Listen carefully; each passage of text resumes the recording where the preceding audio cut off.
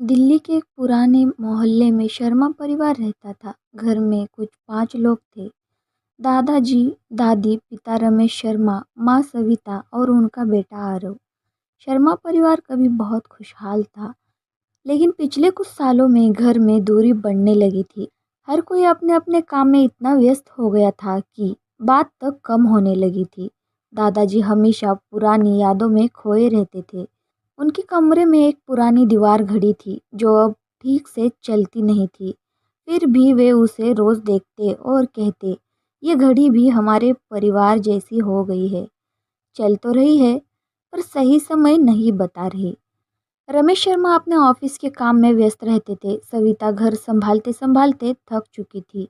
आरव 12वीं में था और ज़्यादातर मोबाइल और दोस्तों में खोया रहता था। घर में एक ही छत के नीचे सब रहते थे, लेकिन दिलों में दूरी बढ़ती जा रही थी। एक दिन दादाजी अचानक बीमार पड़ गए। पूरे घर में अफरा तफरी मच गई।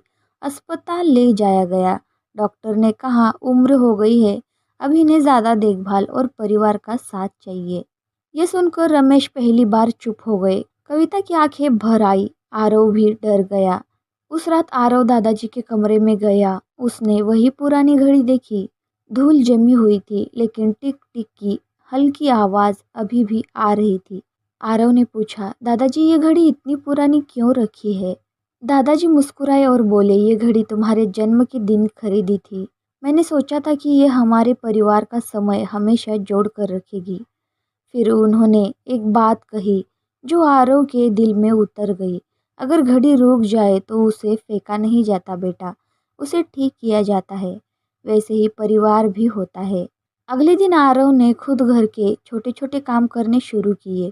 रमेश ने ऑफिस के बाद घर में समय देना शुरू किया। कविता ने पहली बार बिना तनाव के सबके साथ बैठकर खाना खाया। दादाजी धीरे धीरे ठीक होने लगे। एक दिन आरव ने उस पुरानी घड़ी को साफ किया, ठीक किया और दीवार पर फिर से चला दिया। इस बार घड़ी बिल्कुल सही समय बता रही थी। दादाजी ने मुस्कुराकर कहा, अब देखो समय भी सही है, परिवार भी। सभी हंस पड़े। घर में फिर से वही गर्माहट लौट आई जो सालों से खोई थी। सीख, परिवार एक घड़ी की तरह होता है। अगर समय बिगड़ भी जाए तो उसे फेंका नहीं जाता, बल्कि ठीक किया जाता है। प्यार और समझ ही उसे फिर से चलाते हैं।